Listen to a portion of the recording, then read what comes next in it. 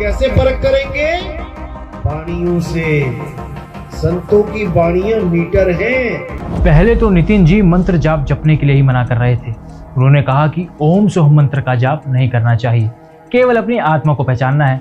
फिर आगे चलकर ये कहते हैं कि मंत्र तो होते हैं, एक असली और एक नकली, और उन मंत्रों को पहचानने के लिए हमें मीटर देखना पड़ेगा।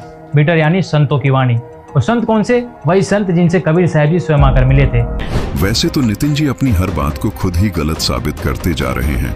कभी वो कहते हैं मंत्र का जाप नहीं करना चाहिए, कभी कहते हैं मंत्र जपना तो चाहिए, लेकिन असली और नकली मंत्र की पहचान होनी चाहिए, जिसका फैसला मीटर करता है अथवा संतों की वाणी करती है। कभी कहते हैं कि जो गुरु तुम्हें 52 अक्षर वाले मंत्र का जाप दे रहा है उसे रिजेक्ट कर दो, वो गुरु बनने योग्य नहीं है। दूसरी तरफ अपने शिष्यों को खुद 52 अक्षर वाले मंत्रों का जाप जपने के लिए दे रहे हैं। खैर जो भी है, चलिए सबसे पहले ये देख लेते हैं कि खुद नितिन जी किस मीटर पर यानी कि किन संतों पर विश्वास करते हैं जिनका जिक्र वो अक्सर अपने प्रवचन में करते हैं। देखते हैं। पूरे संसार को ज्ञान देने वाला कबीर है। बेई नदी पे कौन मिला था बाबा नानक को? सब कह रहे हैं परमात्मा मिले, पर अरे वो था कौन? कबीर साहब थे वो, बेई नदी पे। जिंदा बाबा, जिंदा बाबा नाम रखा क्योंकि वो मुर्दा है ही नहीं, वो जिंदा ही जिंदा है। गरीबदास जी को कौन मिले अभी 250 साल पहले? कबीर साहब।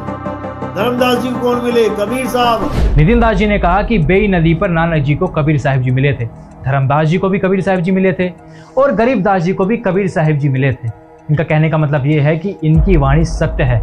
यही वो मीटर है जिससे हमें सत्य और असत्य की पहचान करनी है। अभी हमने देखा मीटर नंबर 2, अब हम देखते हैं मीटर नंबर 3 क्या कहता है, यानी धर्मदास जी की वाणी क्या कहती है।